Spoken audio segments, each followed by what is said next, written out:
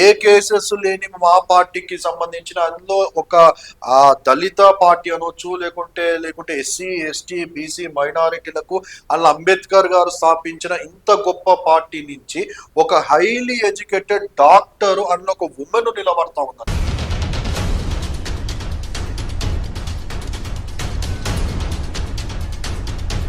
అది కూడా కన్సిడరేషన్ లేకుండా ఎన్నో కేసులు ఉన్నా అక్కడ ఒక రక్త చరిత్ర రౌడీజం కలిగిన ఒక కుటుంబానికి సంబంధించిన వ్యక్తికి అక్కడ టికెట్ ఇచ్చి ఇంత చక్కటి సమాజానికి మేలు చేయాలనుకున్న ఒక స్త్రీని రిజెక్ట్ చేయడము అది కావాల్సుకునే రిజెక్షన్ అంటారు.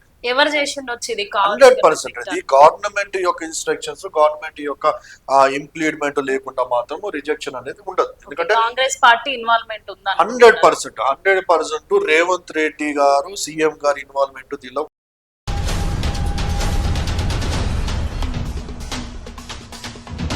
రేవంత్ రెడ్డి వచ్చిన 11 నెలల్లో సుమారుగా 70 నుంచి 80 దాకా మైనారిటీస్ మీద అటాక్ జరిగినట్టుగా చూస్తాను. కేసీఆర్ గారి పరిపాలనలో ఉన్న వాస్తవాలు ఒప్పుకోవాలి కాబట్టి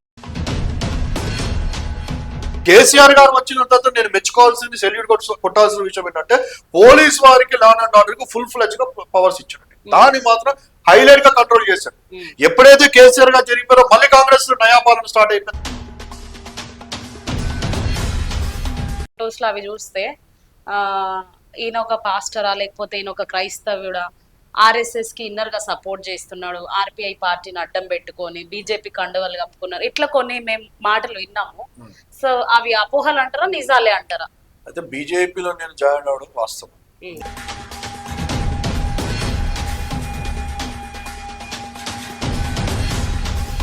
దేశద్రోహి అవుతారా అని అడుగుతా ఉన్నా. ఎవరైతే అపోహ ఉందో ఇప్పుడు మీ కమ్యూనిటీ గురించి ఆలోచిస్తే బీజేపీ అంటే ఒక కాషాయం కప్పుకున్న పార్టీ కదా సార్ అది. అలాంటప్పుడు మీరు క్రిస్టియన్ లో ఉంటూ బీజేపీలోకి వెళ్ళాలనే ఆలోచన మీకు ఎందుకు వచ్చింది? ఎందుకు వెళ్ళిండ్రు? అంటే నేను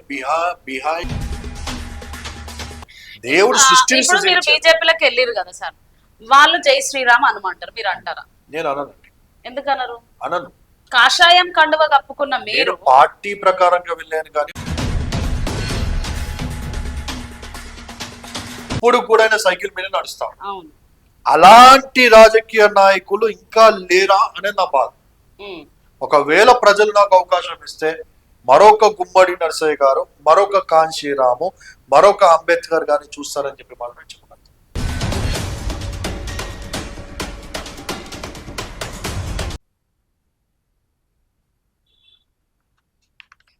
నమస్తే, వెల్కమ్ టు టుడే 18 న్యూస్. నేను మీ కల్పన. ఇప్పుడు ప్రస్తుతం మన ముందు రఘుముద్రి పీటర్ నాయుడు ఉన్నారు. జూబ్లీ హిల్స్ లో జరుగుతున్న హోరాహోరీ ఎలక్షన్స్ మనం చూస్తున్నాము. చాలా మెయిన్ పార్టీస్ ని కూడా చూస్తున్నాం. ఈ రోజు ఆర్పిఐ పార్టీ నుండి మన ముందున్నారు సార్. నమస్తే సార్, ఎట్లున్నారు? నమస్తే మేడం, బాగున్నాం. మేము బాగున్నాం సార్. ఆర్పిఐ పార్టీ నుండి జూబ్లీ హిల్స్ లో ఎవరైనా కండక్ట్ చేస్తున్నారా సార్? కంటెస్ట్ కి మా వాళ్ళు నిలబడ్డారండి ఆల్రెడీ. డాక్టర్ దివ్య గారు అని చెప్పి వెల్ ఎడ్యుకేటెడ్ మంచి బిజినెస్ ఉమెన్. వారికి మా పార్టీ నుంచి మా మంత్రి గారు బీఫామ్ ఇచ్చారు. వారు ఆల్రెడీ నామినేషన్ కూడా వేశారు. కానీ అనుకోని అని చెప్పి కూడా అనను, కానీ అనుకోనే వారిని రిజెక్ట్ చేశారు. ఎందుకు రిజెక్ట్ అయ్యిండొచ్చు చూస్తే సుమారుగా ఇప్పుడు చాలా నాకు తెలిసి 381 దాకా ఏమో నామినేషన్స్ పడ్డట్టుగా మనకు కనబడతా ఉంది. దానిలో సుమారుగా 280 పైనే మొత్తం రిజెక్ట్ అయినట్టుగా, కొద్ది శాతం మాత్రమే ఒక 80-70 దాకా యాక్సెప్ట్ చేసినట్టుగా కనబడతా ఉంది.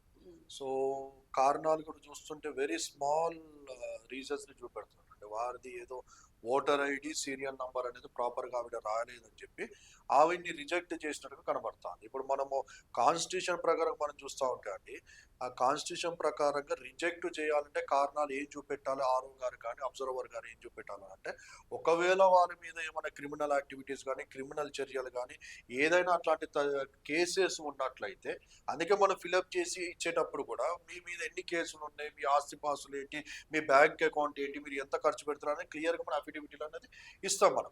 ఇప్పుడు ఆ కేసెస్ విషయంకి వచ్చినప్పుడు మన కేసెస్ అనే ఆప్షన్ ఎందుకు ఇస్తామన్నారండి?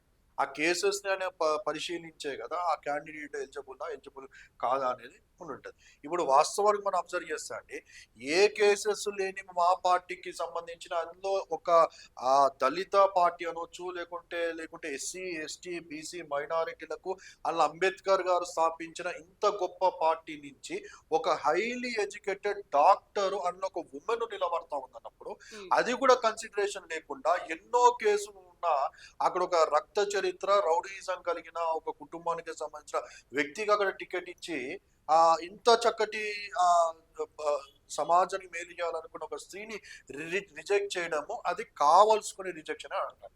ఎవరు చేసిండొచ్చు ఇది? 100% ఇది గవర్నమెంట్ యొక్క ఇన్స్ట్రక్షన్స్, గవర్నమెంట్ యొక్క ఇంప్లిమెంట్ లేకుండా మాత్రం రిజెక్షన్ అనేది ఉండదు. ఎందుకంటే కాంగ్రెస్ పార్టీ ఇన్వాల్వ్మెంట్ ఉందా? 100% రేవంత్ రెడ్డి గారు సీఎం గారి ఇన్వాల్వ్మెంట్ దీనిలో ఉన్నది. ఇప్పుడు నవీన్ యాదవ్ ని మనం పరిశీలన చేస్తే ఆయన దాంట్లో ఎన్నో మిస్టేక్స్ ఉన్నాయండి, గ్యాప్స్ వచ్చినట్టుగా. ఇప్పుడు ఎగ్జాంపుల్ మన brother Christian brother Abhinay Darshan గారు చేశారండి. అభినయ్ దర్శన్ ఎందుకు రిజెక్ట్ చేశారంటే ఆయన ఏదో స్పేస్ ఇవ్వలేదని చెప్పి స్పేస్ ని చూపెడుతూ బూచిగా ఆయన రిజెక్ట్ చేసినట్టు కనబడుతోంది. ఆయన అంత ప్రాపర్ గా స్పేస్ విషయంలో రిజెక్ట్ చేశారు. మళ్ళీ నవీన్ యాదవ్ కూడా మనం చూస్తుంటే స్పేస్ వి కనబడతా ఉన్నాయి కదా. మళ్ళీ స్పేస్ వి ఆల్రెడీ బీఆర్ఎస్ మీడియాలో వచ్చి నమోదు మొత్తుకుంటూనే ఉంది, మాట్లాడుతూనే ఉంది. మళ్ళీ నవీన్ యాదవ్ క్రిమినల్ యాక్టివిటీస్ ఇప్పుడు సుమారుగా నాకు విన్నట్టుగా 18 కేసులు 20 కేసులు ఉన్నాయి. రౌడీ బ్యాక్గ్రౌండ్, రక్త చరిత్ర. ఇప్పుడు అక్కడ లేడీస్ ని మనం చూస్తుంటే అక్కడ లోకల్ ఉన్న లేడీస్ అందరూ వచ్చి మాట్లాడుతున్నారు, మాకు రాత్రి తిరగాలంటే భయం ఇస్తుందయ్యా. ఎందుకురా భయం ఇస్తా ఉందా అంటే వచ్చి తాగుతా ఉన్నారు, బాటలు పగల కొడతా ఉన్నారు, బెదిరిస్తా ఉన్నారు, సంపుతా అంటా ఉన్నారు, కొడతా ఉంటారు. వాళ్ళ అన్నుడు కాదు, ఆల్రెడీ చేసే ఉన్నారు కదా. ఇప్పుడు మన పేపర్ క్లిప్పింగ్స్ నా దగ్గర ఎన్నో ఉన్నాయండి, మీకు పంపిస్తే ఎడిటింగ్ అయ్యండి. ఆ పేపర్ క్లిప్పింగ్స్ లో చూస్తా ఉంటే వాళ్ళ బ్యాక్గ్రౌండ్ లో ఉన్న వ్యక్తులందరూ మర్డర్లు చేసినట్టు కనబడతా ఉంది కదా. బీఆర్ఎస్ నవీన్ యాదవ్ మీద కూడా కేసులు ఉన్నాయి, రౌడీజం చేసినట్టుగా, బెదిరించినట్టుగా, దాని తర్వాత బ్లాక్ మెయిల్ చేసినట్టుగా కేసులు ఉన్నాయి. ఎందుకండి మనం ఆధార్ కార్డు కొడితే ఎన్నో కనబడుతుంది, మీకు నేను పంపిస్తాను నవీన్ యాదవ్ మీద ఎన్ని కేసులు. మొన్న రీసెంట్ గా ఒక కేసు ఫైల్ అయినట్టు కనబడుతుందో, ఓటర్ ఐడితో ఆధార్ కార్డు డిస్ట్రిబ్యూట్ చేస్తున్నందుకు ఎవరు రఘునందన్ గారే వెళ్ళి కేసు వేసినట్టు మనకు కనబడుతుంది. అంత ముందుకు కొన్ని ల్యాండ్ గ్రాబింగ్ కేసులు ఉన్నాయి. మళ్ళా కేసీఆర్ గారు ఉన్నప్పుడు ఆయనే ఒక ఇంటర్వ్యూలో ఎవరితోనో రోహిత్ గారితో ఎవరితో ఇంటర్వ్యూ చేసినప్పుడు ఆయన చెప్తా ఉన్నాడు, కేసీఆర్ గారు మాగంటి గోపీనాథ్ గారు ఉన్నప్పుడు మా మీద ఎన్నో కేసులు పెట్టారు, మా మీద ఎన్నో అని చెప్పి ఆ వీడియోలు కూడా వైరల్ అయిన. ఆయన ఏదో నేను ఒక కమాని కట్టిస్తే, అమ్మవారి కమాని కట్టిస్తే అమ్మవారి దాన్ని కూడా చూడకుండా అమ్మవారి కమాని కూడా కూలగొట్టి ఉన్నారు, మా ఆస్తులు ధ్వంసం చేసి ఉన్నారు, మా బిల్డింగ్లు కూలగొట్టి ఉన్నారు అని ఆయనే చెప్పే ఉన్నాడు కదా. ఎందుకు కూలగొడతారు బిల్డింగ్లు, ఎందుకు కమాన్ని కూలగొడతారు అంటే వాళ్ళు ఇల్లీగల్ గా దాన్ని వాళ్ళు ఎంక్రోచ్ చేసినారు, లేకపోతే ఇల్లీగల్ గా దాన్ని కట్టి ఉన్నారు, కబ్జాలు చేసి ఉన్నారు. ఇప్పుడు వాళ్ళు ఇల్లు ఏదైతే మనం చూస్తున్నామో ఇంటికి ఎదురుగానే కొద్దిగా 100 meters పోతేనే అది జాములి తోటనో ఏదో ఒకటి ఖాళీ ప్లేస్. ఇప్పుడు ఆ ఖాళీ ప్లేస్ కూర్చున్న వ్యక్తులు ఎవరండి, ఎన్నో కబ్జాలు అండి. ఇప్పుడు వాళ్ళకి ఇప్పుడు నేను ఎగ్జాంపుల్ ఏమంటా అంటే అంత పెద్ద కాంగ్రెస్ పార్టీ 70 సంవత్సరాలు పరిపాలన చేసిన కాంగ్రెస్ పార్టీ, సముద్రం అనే కాంగ్రెస్ పార్టీలో జూబ్లీ హిల్స్ లో నిలబడడానికి నాయకులు లేరా అంటే నేను ప్రశ్న.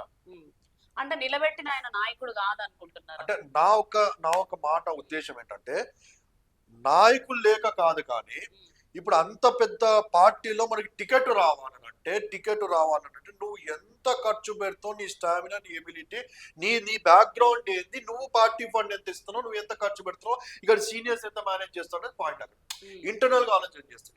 అంత అయితేనే కదా పార్టీ టికెట్ ఇచ్చేది, గెలుపా ఓటమి. అందులో ఇప్పుడు మళ్ళీ ప్రభుత్వంలో గవర్నమెంట్ లో ఉన్న పార్టీ అది, అందులో టికెట్ నవీన్ యాదవ్కి ఇచ్చారు అని అంటే మనం ఆలోచన చేయాలి, ప్రజలు కూడా ఆలోచన చేయాల్సింది ఏంటంటే టికెట్ అయినా కన్ఫర్మ్ అయిందంటే ఆయన ఎన్ని 100 కోట్లు ఖర్చు పెట్టి పార్టీకి మిగతా వాళ్ళు మేనేజ్ చేసి ఉంటే టికెట్ వచ్చి ఉంటుంది. This is the point. So అంటే మీరు ఏమంటున్నారు అంటే కాంగ్రెస్ పార్టీలో వాళ్ళు డబ్బు పెట్టి కొన్నారు అని అంటున్నారా? కొన్నారు, ఆ డబ్బు ఎక్కడిది, ఇది నా పాయింట్.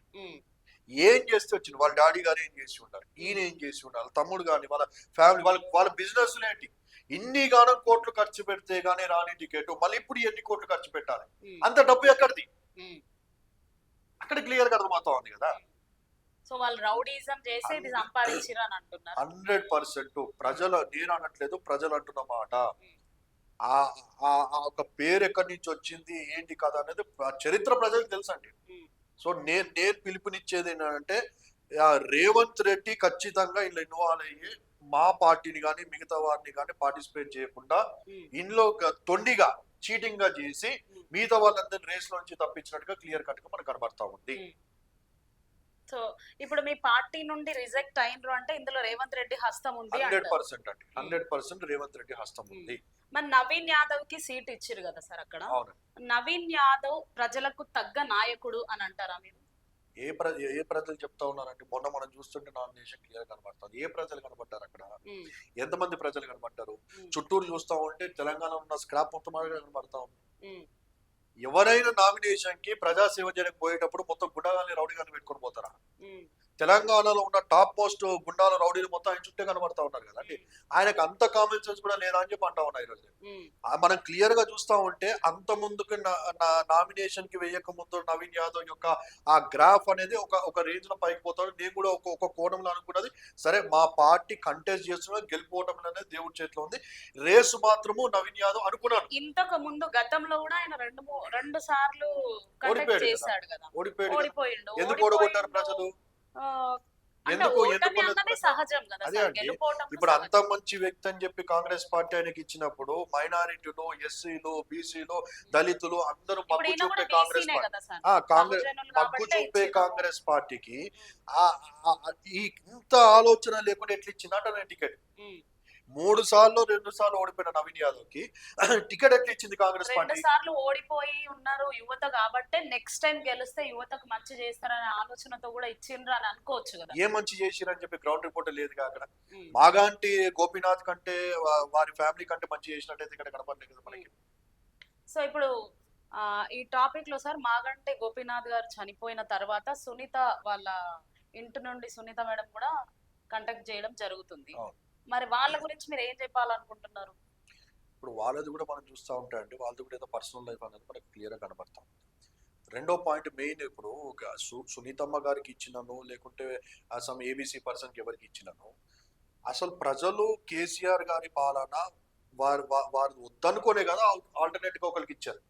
ఇప్పుడు మళ్ళీ కేసీఆర్ గారికి ఇస్తే కూడా పట్టం కడితే వాట్ కేసీఆర్ కెన్ డూ అని అంటాను నేను, వాట్ టీఆర్ఎస్ కెన్ డూ. ఒకరు సునీతమ్మని గెలిపించిన కూడా వాట్ సునీతమ్మ క్యాన్ డూ. ప్రభుత్వం నీదైనప్పుడు what these people can do. ఎవరేం చేయలేరుగా. ఇప్పుడు అక్కడ టీఆర్ఎస్ వచ్చినా కూడా అభివృద్ధి వస్తుందా? టీఆర్ఎస్ వస్తే నీకు జాబ్స్ వస్తుందా? నేను ఇందాక ఒకటి వీడియో చూస్తా ఉన్నా, హరీష్ రావు గారు అసెంబ్లీలో మాట్లాడుతూ కేసీఆర్ గారు ప్రభుత్వం ఉన్నప్పుడు అంటే 51 జియో తీసుకుని వచ్చి ఉన్నారు. ఇప్పుడు కాంగ్రెస్ ప్రభుత్వం వచ్చినప్పుడు 51 జియో తీసేసి జియో నంబర్ 29 తీసుకొని వచ్చిన్నారు. జియో నంబర్ 29 ఏంటంటే ఉద్యోగాలు గ్రూప్ 1, గ్రూప్ 2, గ్రూప్ 3 ఏవైతే ఉన్నాయో ఆ ఉద్యోగాల్లో 50% మెరిట్లకు ఇస్తే 50% వచ్చి ఎస్సీ, ఎస్టీ, బీసీ, మైనారిటీస్ ఉన్నట్టుగా కనబడతాం. అది కేసీఆర్ గారు 51 జియోలో చూపెట్టారు. ఇప్పుడు ఈ ప్రభుత్వం వచ్చిన తర్వాత 51 తీసేసి 29 జియో తీసుకొని రావడం బట్టి అంటే 50% మెరిట్ అనేది ఎగిరిపోయింది అక్కడ. ఒకవేళ ఇప్పుడు ఎస్సీ, ఎస్టీ, బీసీ, మైనారిటీలో కూడా ఎవరైనా మెరిట్ వచ్చిన వాళ్ళు ఉంటే దానిలో 16 మిగతా 50% 16% ఎస్సీలకు ఉందండి. ఇప్పుడు ఆ 50% కూడా దీనిలో కలిసిపోయేసరికి అన్యాయం ఎవరికి జరుగుతా ఉందిరా అంటే ఎస్సీ, ఎస్టీ, బీసీ, మైనారిటీలు జరుగుతాం. ఇప్పుడు టిఆర్ఎస్ ని గెలిపించడం బట్టి ఈ జియోను నువ్వు మార్చగలుగుతావా? మరి మీరు ఇప్పుడు టిఆర్ఎస్ ని గెలిపిస్తే న్యాయం జరగదు అంటున్నారు, కాంగ్రెస్ ని గెలిపిస్తే న్యాయం జరగదు అని అంటున్నారు. మరి ప్రజలకు ఏం చెప్పాలనుకుంటున్నారు? ఇక ప్రజలకు నేను చెప్పేది ఏంటంటే, ప్రజలు ఒక్కసారి కొత్త పార్టీలు, కొత్త వ్యక్తులు, మాలాంటి జెన్యును, నిజాయితీ, అంబేద్కర్ సిద్ధాంతము, అంబేద్కర్ గారు చేసిన త్యాగాలను తెలుసుకుని ఇలాంటి పార్టీలకు అవకాశం ఇవ్వాలని చెప్పంటారు. సో ఇప్పుడైతే రిజెక్ట్ అయిపోయింది కదా సార్, నెక్స్ట్ ఎలక్షన్స్ లో మాకు ఛాన్స్ ఇవ్వండి.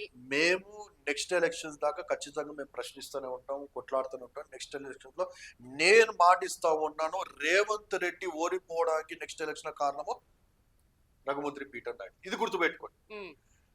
99% ప్రజలైతే 1% నేను అయి ఉంటాను. ఖచ్చితంగా రేవంత్ రెడ్డిని గడ్డదిప్పుతాం ఈసారి. ఇప్పుడు ఆర్పిఐ పార్టీ నుండి రిజెక్ట్ వచ్చింది కాబట్టి ఈ పార్టీ నుండి మీరు రేవంత్ రెడ్డికి ఏం చెప్పాలనుకుంటున్నారు? 100% అండి. నెక్స్ట్ ఎలక్షన్స్ ఇప్పుడు మీరు చేసినది తప్పు ఉంది.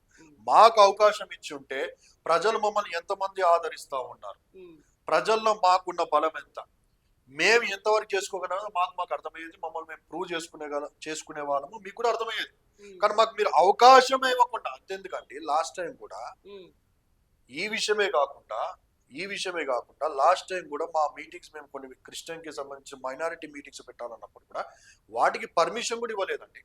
అప్పుడే క్రిస్టియన్ సమాజంలో లేదా ముస్లిం సమాజంలో లేకుంటే ఎస్సీ ఎస్టీ బీసీ వారిలో కూడా ఒక నెగిటివ్ ఇంపాక్ట్ వైబ్ అనేది స్టార్ట్ అయిపోయింది. రేవంత్ రెడ్డి వచ్చిన 11 నెలల్లో సుమారుగా 70 నుంచి 80 దాకా మైనారిటీస్ మీద అటాక్ జరిగినట్టుగా చూస్తాను. కేసీఆర్ గారి పరిపాలనలో ఉన్న వాస్తవాలు ఒప్పుకోవాలి కాబట్టి ఉన్నది అప్రిషియేట్ చేయాల్సింది అప్రిషియేట్ చేయాలి, మిగతాది ఏదైతే ఉందో మాట్లాడాల్సింది మాట్లాడాలి. నెగిటివ్ అయితే కేసీఆర్ గారి పరిపాలన మనం చూస్తా ఉంటే ఎక్కడ కూడా మైనారిటీస్ మీదనో లేకుంటే 141 సెక్షన్ లో లేకుంటే మత ఘర్షణలు జరిగినట్టుగా లేదు. ఎప్పుడో సంవత్సరంలో ఎక్కడో బైన్స్వా లేకుంటే ఇంకోటి ఎక్కడో అన్నట్టుగా మనం చూసామే. కానీ అదే మీరు ఒకసారి 2014 ముందు వెళ్తే, ఆంధ్ర తెలంగాణ విభజన జరగక ముందు బైఫర్కేషన్ మనం ముందుకెళ్తే, ఓల్డ్ సిటీలో ఎప్పుడు చూసినా సెకండ్ మనం చూస్తే ఎప్పుడు చూసినా బ్యారికేడ్లే, ఎప్పుడు చూసినా పారామిలిటరీ, ఎప్పుడు చూసినా పోలీస్ వాళ్ళ, ఎప్పుడు చూసినా 141 142 సెక్షన్లే, ఎప్పుడు చూసినా బంద్లే కనబడేది. ఎందుకు? అప్పుడు కాంగ్రెస్ పాలన ఉంది. కేసీఆర్ గారు వచ్చిన తర్వాత నేను మెచ్చుకోవాల్సింది, సెల్యూట్ కొట్టాల్సిన విషయం ఏంటంటే పోలీస్ వారికి లా అండ్ ఆర్డర్ కు ఫుల్ ఫ్లెజ్ గా పవర్స్ ఇచ్చాడు. దాన్ని మాత్రం హైలైట్ గా కంట్రోల్ చేశాడు. ఎప్పుడైతే కేసీఆర్ గారు జరిగిపోయారో మళ్ళీ కాంగ్రెస్ నయాపాలన స్టార్ట్ అయిపోయింది. ఇలా చూస్తూ ఉంటే ఫహీం అని చెప్పగానే కనపడతా ఉన్నాడు. అందరూ అంటున్నా ఫహీం కాదు మరో నయ్యం అని చెప్పి అంటా ఉన్నారు, షాడో సీఎం అని చెప్పి అంటా ఉన్నారు. అంటే ఇప్పుడు కాంగ్రెస్ ప్రభుత్వంలోనే దాడులన్నీ జరుగుతున్నాయి కదా అండి. నా దగ్గర ఉండే కదా, నేనే ఎన్నో కేసులు పెట్టుకుంటా ఉన్నాను. 70-80 ఎందుకు నిన్ననే నేను ఒక చర్చి పర్మిషన్ విషయంలో మాట్లాడుతూ ఉంటే, ఆ ఒక హెచ్ఎండిఏకి సంబంధించిన city town planning officer Prasad గారు అనంట, ఆయనకి కలెక్టర్స్ కి ఓపెన్ గా కాంగ్రెస్ లో ఉన్న Christian minority finance corporation chairman Deepak గారి నుంచి NOC is not required for the church construction అని చెప్పి ఉంది. ఇప్పుడు అక్కడికి పోయేసరికి ఎన్ఓసి కావాలని చెప్పి అంటాడు. ఇక్కడి నుంచేమో క్రిస్టియన్ ఫైనాన్స్ నుంచేమో ఇవ్వద్దు, ఎన్ఓసి అవసరం లేదనంటే, ఇక్కడి నుంచేమో ఎన్ఓసి పెట్టుడు పర్మిషన్ ఇవ్వద్దు అని చెప్పి అంటారు. అంటే మైనారిటీస్ కి స్వేచ్ఛ లేదా? మేము గుడులు కట్టుకోదా, మేము పూజ చేసుకోదా మా గుడుల్లో? ఇది మైనారిటీల మీద అణిచివేత కాదా? ఎస్సీ ఎస్టీల మీద ఇప్పుడు గ్రూప్ 1 గ్రూప్ 2 గ్రూప్ 3 29 తీసుకొచ్చి నువ్వు అణిచివేత జరుగుతుంది. ఒకవేళ కాంగ్రెస్ లేకపోయినప్పుడు ఇది జరగలేదు, చర్చిలకు పర్మిషన్స్ ఉండే. అప్పుడు చర్చిలు కట్టుకునేటోళ్ళు అంటే ఇబ్బందులు లేవు, అణచివేతలు లేవు, గొడవలు లేవు, దాడులు లేవు, పాస్టర్లు కొట్టేటోళ్ళు. అలాంటప్పుడు కేసీఆర్ వాళ్ళు ఎందుకు ఓడిపోయినారు అంటారు? ఈ ఒక్క అంశం కాదుగా. ఇప్పుడు మైనారిటీస్ అనేది మీరు తెలంగాణలో మన కుల విభజన అనేది తీసుకుని వచ్చి సర్వేలు చేసినప్పుడు కాంగ్రెస్ ఇచ్చిన సర్వేలో క్రిస్టియానిటీ లేకుంటే ఎంతమంది ఉన్నారు అంటే 1,00,000 మంది అని చెప్పి చూపెట్టారు. 1,00,000 మందితో గవర్నమెంట్ ఫామ్ అవుతా, గవర్నమెంట్ పడిపోతా? కాదు కదా. కేసీఆర్ గారు పడిపోవడానికి అనేకమైన కారణాలు ఉన్నాయి. ఒకటేమో ప్రజలకి ఆయన వేషము, ఆయన వ్యాస, కేటీఆర్ అహంకారం ఒకటి నచ్చక, రెండోది రైతులకు ఏమైనా చేసినట్టు రైతులకు ఏమి చేయలేక, మూడోది మనం చూస్తే పేపర్ లీకులు రకరకాల ప్లస్లు ఉన్నాయి, అటు మైనస్లు ఉన్నాయి. కానీ కాంగ్రెస్ వచ్చిన తర్వాత సరే ఆయన కొన్ని మేలు చేసినాయి కనబడతా ఉన్నాయి, కానీ మైనస్లు కూడా దాన్ని బట్టి ప్రజలు వద్దనుకున్నారు, ఇంకొకరికి ఇద్దాం అవకాశం అని చెప్పి కాంగ్రెస్కి ఇచ్చారు. కానీ కాంగ్రెస్ వచ్చిన తర్వాత ప్రజలకు ఏమి ఇచ్చారంటే ఏమి ఇచ్చింది లేదో ప్రజల నుంచి తీసుకునేదే కనబడతాం. అయితే ఇప్పుడు కాంగ్రెస్ లో చాలా మంది అంటున్నారు సార్, మినిస్టర్స్ ఎమ్మెల్యేలు వాళ్ళందరూ ఏమంటున్నారంటే, గతంలో ఉన్న గవర్నమెంట్ మొత్తం అప్పులు చేసింది కాబట్టి ఇప్పుడు మేము ప్రజలకు ఏం చేయలేకపోతే రిజైన్ చేసి కేసీఆర్ కూర్చోబెట్టరాదు అంట. నీతో పరిపాలన చేత కాకపోతే మళ్ళీ 2014 టీఆర్ఎస్ ఎక్కడ, అది హైదరాబాద్ తెలంగాణ ఎక్కడ ఉందని చెప్పి అంటారు. తెలంగాణ అప్పుడే పుట్టిన న్యూ బార్న్ బేబీ కదా. ఈరోజు తెలంగాణ ప్రపంచ చరిత్రలో హైదరాబాద్ అంటే గుర్తుపడతా ఉన్నారు. ఇక్కడికి గూగుల్లో అయ్యి వచ్చినట్టే సరే ప్లస్లు ఉన్నాయి కాబట్టి అప్రిషియేట్ చేయాల్సిన అప్రిషియేట్ చేస్తాం. మళ్ళీ ఏమీ లేకుండా ఖాళీ కుండలతో తీసుకొని తెలంగాణ ఎట్లా నిలబెట్టారు? ఇంత నిలబెట్టి నీకు ఇంత వ్యవస్థలు ఇచ్చి, ఇన్ని కంపెనీలు ఇచ్చి, ఇంత డెవలప్ చేసి అన్ని చేస్తే ఏమి లేదన్న పశ్చాపతం కాదా అంటారు. ప్రజల్ని మోసం చేయడం కాదా అని చెప్పి అంటాను నేను. నీకు సెంట్రల్ నుంచి ఫండ్స్ వస్తున్నాయి కదా, ఆయన బడామియా అంటున్నావు, నువ్వు చోడామియా అంటున్నావు. నువ్వు పోయి మోడీ గారి దగ్గర ఇప్పుడు జాబ్ చేస్తున్నావు, రాహుల్ గాంధీ దగ్గర నేను ట్రైనింగ్ అనేది ఏదో మొత్తం చెప్పుకొని వచ్చినావు. మోడీ గారికి నీకు బాగానే ఉన్నాయి, సెంట్రల్ నుంచి నీకు రావాల్సిన ఫండ్లు వస్తూనే ఉన్నాయి. ఆ ఫండ్లను నువ్వు ఎక్కడ డైవర్ట్ చేస్తున్నావు అని చెప్పి అడుగుతా ఉన్నా.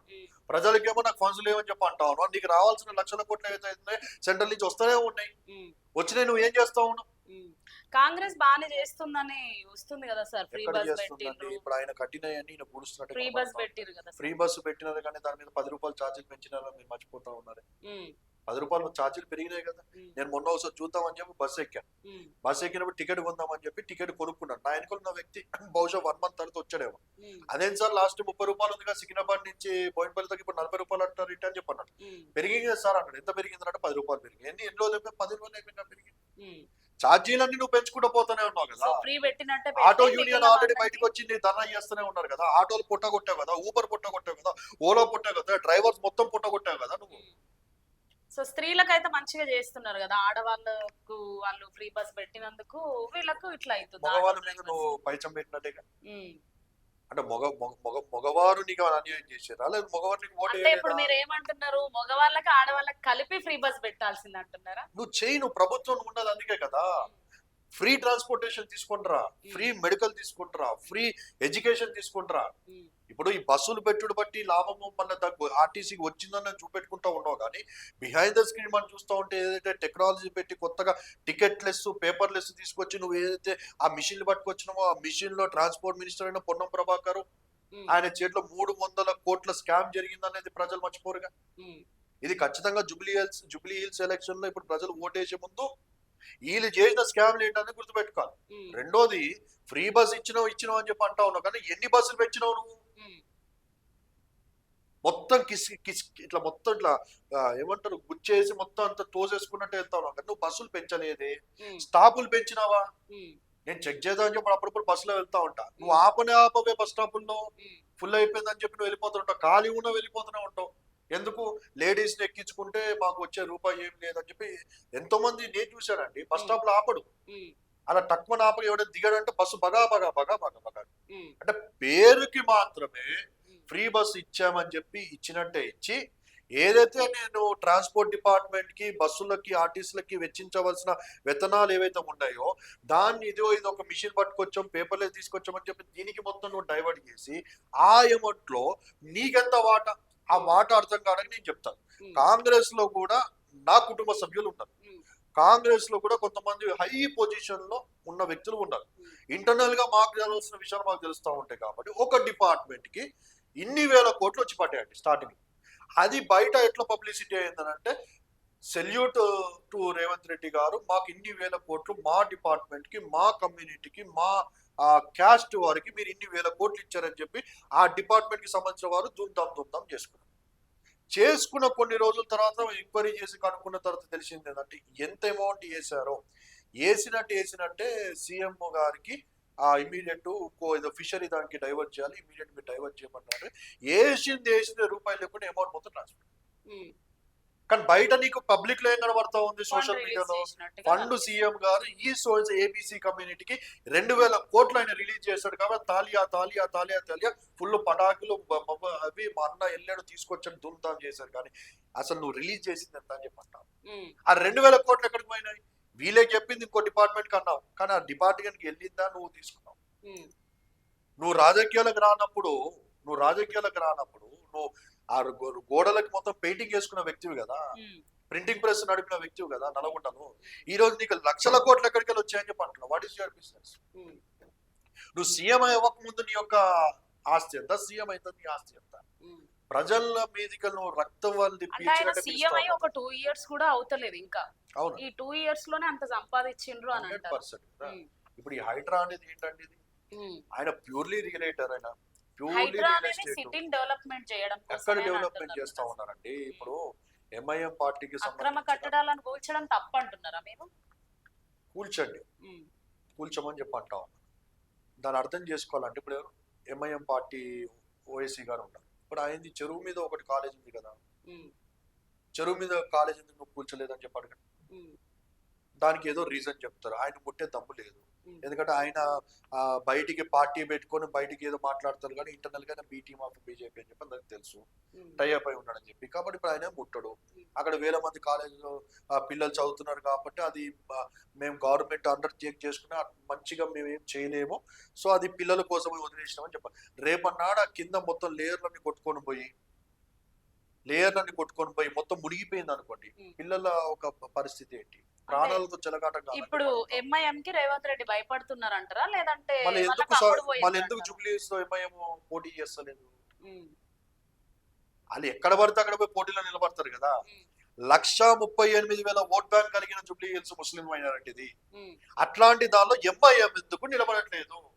ఒకప్పుడు నవీన్ యాదవ్ ఎంఐఎం నిలబడ్డప్పుడే కదా 38,000 ఓట్ బ్యాంక్ ఏమో వచ్చింది. మళ్ళీ ఇప్పుడు ఎందుకు నిలబడట్లేదు? మళ్ళీ ఈయనకి రేవంత్ రెడ్డికి ఉన్న ఒక ఒప్పందం ఏంటి అంటే నీ జోలికి నేను రాను కాబట్టి ఇక్కడ నువ్వు సహకరించని చెప్పా. సో మన వాళ్ళ రాజకీయం అంటే ఇక్కడ మొత్తం మనీ అనేదే తెలుస్తుంది. పేదల పొట్టగొట్టడమే తప్ప చిన్న చిన్న పేదల వాళ్ళ గుడిసెలు వాళ్ళ రేకులు వాడు కబ్జా చేసి కూర్చున్నారని చెప్పి వాళ్ళందరినీ ఎలగొట్టి ఆ ల్యాండ్ మేము కాపాడేసినాం అని చెప్పి బయటకు బిల్డప్ ఇచ్చుడే తప్ప పెద్ద పెద్ద వాళ్ళు ఉన్నారు కదండి. నేను ఎన్ని చూపెట్టాలి? నేను ఇంత ముందు కూడా మాట్లాడాను ఫినిక్స్ కంపెనీ అని చెప్పి. ఫినిక్స్ కంపెనీ ఏమన్నదండి అది కేటీఆర్ది. కేటీఆర్ బినామీ అయినా ఒక సురేష్ ఎవరో ఉన్నారు, ఆయన నడిపిస్తున్నది ఈ ఫినిక్స్ కంపెనీ. మీరు గూగుల్లో కొట్టి చూస్తే చూడండి, కేటీఆర్ కంపెనీ ఫినిక్స్, కేటీఆర్ బినామీ సురేష్ చుక్క. ఈ సురేష్ చుక్క మీరు చూస్తే నేను ఫోటో చూపెడతాను. రేవంత్ రెడ్డి కాలు మీద ఇట్లా చెయ్యేసి ఒక మీటింగ్ లోనే ఎక్కడో ఫంక్షన్ లో ఇద్దరు సన్నిహితంగా కూర్చొని మాట్లాడుకుంటూ సన్నివేశం కనబడుతుంది. అంటే టిఆర్ఎస్ కాంగ్రెస్ ఇద్దరు తోడు దొంగలే కదా క్లియర్ కనబడబోతోంది. ఎందుకు ఈ మాట అంటా ఉన్నాడంటే ఫినిక్స్ కి సంబంధించిన సురేష్ చుక్క అనే ఒక వ్యక్తి ఇక్కడే కొండాపూర్ లో సత్యసాయి బాలాజీ ట్రస్ట్ కి సంబంధించిన సుమారుగా 40 నుంచి 70 ఎకరాల ల్యాండ్, సుమారుగా అది 5,000 నుంచి 7,000 కోట్లు పలుకుతుంది. ఈ ట్రస్ట్ ఎన్జిఓకి సంబంధించిన భూమిలండి, అది యూ కెనాట్ ట్రాన్స్ఫర్. అది గవర్నమెంట్ ఒకవేళ అప్పట్లో ఇచ్చింటే తిరిగి గవర్నమెంట్ తీసుకోవాలి తప్ప you cannot give it to anyone private company. కానీ ఇది ప్రైవేట్ వ్యక్తి కొనుక్కున్నాడు. ఇప్పుడు అది ప్రైవేట్ భూమి. ఎట్లా జరిగింది? టిఆర్ఎస్ కి సంబంధించిన వ్యక్తి ఈరోజు కాంగ్రెస్ పాలనలో ఆ 7,000, 8,000 లేకుండా 5,000 భూమిని ఎట్లా కొట్టేశాడు? రేవంత్ రెడ్డి సహకారం లేకుండా భూమి వెళ్ళొద్దా? మళ్ళీ అక్కడికి హైదరాబాద్ అక్కడ రేవంత్ రెడ్డి మాట్లాడతా ఆ భూమిని మేము అని చెప్పి భూమిని క్లెయిమ్ చేసినట్టు, లేదా ఆ భూమిని గవర్నమెంట్ హాస్పిటల్లో గవర్నమెంట్ కాలేజ్లకు ఇస్తున్నాడు కదా. This is purely business. Revanth Reddy అనే ఒక వ్యక్తి నయా పాలన ప్రజల్ని రక్తం పీల్చినట్టు పిలుస్తా ఉన్నాడు. This is 100%. ఇప్పుడు మీరు బిఆర్ఎస్ గానీ కాంగ్రెస్ గానీ అన్ని కూడా బీజేపీతో టైఅప్ అయి ఉంది అని అంటున్నారు కదా, మరి మీ పార్టీ బీజేపీతో టైఅప్ అవ్వలేదా? 100% సెంట్రల్ అలయన్స్ అయి ఉన్నది. 100% సెంట్రల్ అలయన్స్ అయి ఉన్నది. ఇక్కడ స్టేట్ లో అయితే మరి మీ పార్టీ ఎందుకు బీజేపీతో టైఅప్ అయి ఉంది? సెంట్రల్ లో అలయన్స్ అయి ఉన్నది, స్టేట్ లో అలయన్స్ లో లేదు. అంబేద్కర్ గారు పెట్టిన పార్టీ ఇది, ఆర్పిఐ పార్టీ అని. సో అంబేద్కర్ గారు రాజ్యాంగం ఏం పెట్టినారంటే రాజ్యసభ ఒక 2 సీట్లు ఖచ్చితంగా దళితులకి ఎస్సీలకి. సో ఆయన పార్టీ కాబట్టి ఆయన పార్టీ తరఫున మా మంత్రి గారు ఇప్పుడు ఎవరైతే రామదాస్ అత్వాలే గారు ఉన్నారో ఆయనకి రాజ్యసభ ఇచ్చారు మోడీ గారు. ఆయనకి రాజ్యసభ ఇస్తూ ఆయనకి మంత్రి పొజిషన్ ఇచ్చారు. ఇప్పుడు ఆయన అక్కడ అలయన్స్ కాకుండా ఆయన సపోర్ట్ చేయకపోతే ఆయనకి రాజ్యసభ రాదు, ఆయనకి మినిస్ట్రీ కూడా రాదు. సో అందుచేత ఆయన సపోర్ట్ చేయాల్సి వచ్చింది. కానీ ఇక్కడ స్టేట్ లో మీకున్న రీజన్స్ తో మీరు టైఅప్ అయినప్పుడు వీళ్ళు కూడా మా రాష్ట్రాన్ని మేము డెవలప్ చేసుకోవాలనే ఆలోచనతో టైఅప్ అయి ఉండొచ్చు. అవ్వండి, ఎవరు వద్దన్నారు? ఇప్పుడు ఆయన ప్రధానమంత్రి అన్నప్పుడు, దేశానికి ప్రధానమంత్రి అన్నప్పుడు నువ్వు పార్టీ వేరైనా ఆయన దేశానికి ప్రధానమంత్రి, నువ్వు ఆయనతో అనుసంధంగా పోతేనే కదా నీకు రాష్ట్రం అనేది డెవలప్మెంట్ అవుతుంది. నేను అదే అంటా ఉన్నాను, నువ్వు ఆల్రెడీ ఉన్నావు. నేను అదే అన్నాను, ఆయన ఆల్రెడీ టైఅప్ అయి ఉన్నాడు. ఆ టైఅప్ అవ్వడం తప్పు కాదని నేను అనలేదు. టైఅప్ అయి ఉన్నాడు, ఫండ్ కూడా వస్తుంది, ఫండ్ కూడా రిలీజ్ అయ్యింది, ప్రజలకు న్యాయం చెయ్యాలి. కానీ ఆయన చెప్పేది ఏంటి? మా అన్ని ఖాళీ కుండలే కదా, మా దగ్గర లేవని. అది అబద్ధం కాదా అంటున్నా నేను. ఆయన ప్రజల్ని మోసం చేయట్లేదా అంటున్నాను. అప్పుల పాలైపోయింది తెలంగాణ, కేసీఆర్ చేసిన అప్పులు నేను కట్టలేకపోతాను, వడ్డీ వాళ్ళ మాట చూసుకున్నట్టయితే అప్పులు ఉన్నాయి కాబట్టి మేము ప్రజలకు ఏం చేయలేకపోతున్నామని బాధపడుతున్నామని చాలా చాలా సభలలో కూడా చెప్పడం మేము కూడా విన్నాం.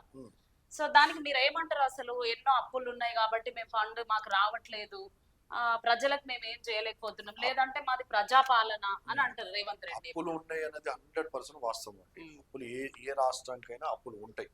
అప్పులు ఉన్నాయి కానీ నీకు లోన్ పుట్టట్లేదని చెప్పడం అయితే అబద్ధం కాదు. 100% నీకు లోన్లు వస్తూ ఉన్నాయి. పైకి నీకు మోడీ గారు ఇవ్వాల్సిన అమౌంట్స్ వస్తూనే ఉన్నాయి, రకరకాలుగా నీకు రావాల్సిన ఇన్కమ్లు వస్తూ ఉన్నాయి. కానీ ఈ ఇన్కమ్లన్నీ నువ్వు ఏం చేస్తా ఉన్నావు? నువ్వు ప్రజలకి మేలు చేయకుండా ఇంకా డిస్ట్రక్షన్ చేస్తా ఉన్నావు. కానీ కన్స్ట్రక్షన్ ఎక్కడ చేస్తా ఉన్నావు? అన్నింటి కూలగొట్టుకుంటూ వెళ్ళిపోతా ఉన్నావు. పెద్ద పెద్ద బడానాయలు వాసవి కన్స్ట్రక్షన్స్ ఉన్నాయి. వాసవి కన్స్ట్రక్షన్ కోసం నువ్వు మాట్లాడమే చెరువుల మీద కబ్జా చేసి ఇప్పుడు తొలివేలుకు రాగని చెప్పి ఉన్నాడు. ఆ రఘు గారిని మనం చూస్తుంటే ఆయన మొత్తం మీడియా మొత్తం అదే కదా. ఎవరెవరు ఎక్కడ కబ్జా పెట్టారు, చెరువుల మీద ఎవరెవరు కట్టిరు, అన్ని అవే కనబడతా ఉన్నాయి. మళ్ళీ దాని గురించి పెద్ద పెద్ద సంస్థల మీద అయితే హైదరాబాద్ కానీ చిన్న చిన్న వ్యక్తుల మీదకి హైదరాబాద్ పోతుంది.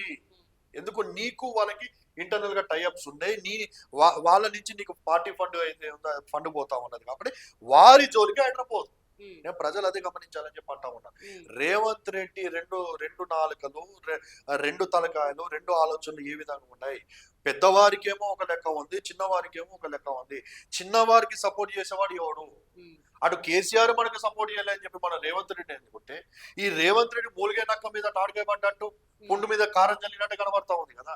మనం ఆల్రెడీ అప్పుల్లో ఉన్నాము, మనం ఆల్రెడీ మనకి ఇన్కమ్ లేదు, మనం ఆల్రెడీ కష్టములు ఉన్నట్టు మన మీద ఇంకా పుండేస్తా ఉన్నాయి కదా. ఇప్పటిదాకా నీకు జాబ్ నోటిఫికేషన్స్ లేవు, ఇప్పటిదాకా నువ్వు జిహెచ్ఎంసీ లేకుంటే సర్పంచ్ ఎలక్షన్లకి ఇప్పటిదాకా నోటిఫికేషన్ ఇవ్వలేదు, ఇప్పటిదాకా నువ్వు ప్రజలకి ఏమైనా చేసినా మొత్తం కూలగొట్టిన సబ్జెక్ట్ కూర్చున్నావు తప్ప. ఈసారి 100% చెప్తా ఉన్నామంటే వచ్చే ఎలక్షన్స్ లో మాత్రం ఖచ్చితంగా ఆర్పిఐ పార్టీ పోటీలో ఉంటుంది. ఖచ్చితంగా రేవంత్ రెడ్డి గడ్డ దిగుతాం. ఆర్పిఐ పార్టీ ఫుల్ నేమ్ ఏంటి సార్ అసలు? Republic party of India. RPI party ఇది అంబేద్కర్ స్థాపించిన స్థాపించిన పార్టీ. ఇప్పుడు దీని ప్రెసిడెంట్ ఎవరు? రామ్దాస్ అత్వాలే గారు అని చెప్పి central minister, national president. So Raghumudri Peter Naidu రాజకీయాల్లోకి ఎందుకు వచ్చింది? నేను యాక్చువల్గా దుబాయ్లో ఫ్లైట్ ఆఫీసర్గా నేను జాబ్ చేసుకునేవాడిని. జాబ్ చేసుకుని దాని తర్వాత నేను ఇండియాకి వచ్చాను. ఇండియాకి వచ్చిన తర్వాత కొన్ని కారణాలను బట్టి మంచివారు మౌనాన్ని పాటిస్తే దుర్మార్గులు రాజ్యం వెళుతారనే ఒక సామెత అయితే ప్రపంచం మనం వింటా ఉన్నామో అది క్లియర్ కట్ గా నాకు పదే మాట్లాడడం జరిగింది. నాలాంటి మంచి వ్యక్తులు, జెన్యున్ పర్సన్స్, ఏ రాజకీయము లేకుండా, ఏ సపోర్టు లేకుండా, ఏ డబ్బులు స్పాన్సర్షిప్ ఫండ్స్ లేకుండా అనేక మందికి నేను చాలా చేసామండి. కోవిడ్ టైంలో సుమారుగా మా చేతుల మీదుగా 3,000 మందికి భోజనాలు పెట్టాం. మా 2-3 NGOs ఉన్నాయి, ఎన్నో ప్రజలకి మేము సర్వీస్ ఇస్తున్నాము, చారిటీ. సుమారుగా 35 years నుంచి అండి, 35 years నుంచి వీఆర్ ఇన్ సర్వీస్.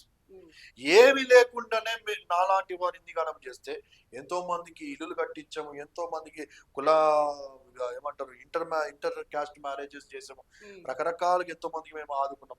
ఏమి లేకుండా మేము ఇంత సర్వీస్ ఓరియంటెడ్ గా సర్వీస్ చేస్తే ఒక రాజకీయంలోకి వచ్చి ఒక పవర్ గాని మనం ఉంటే ఇంకెంతో ప్రజలకు మనం ఏం చేయగలుగుతాం.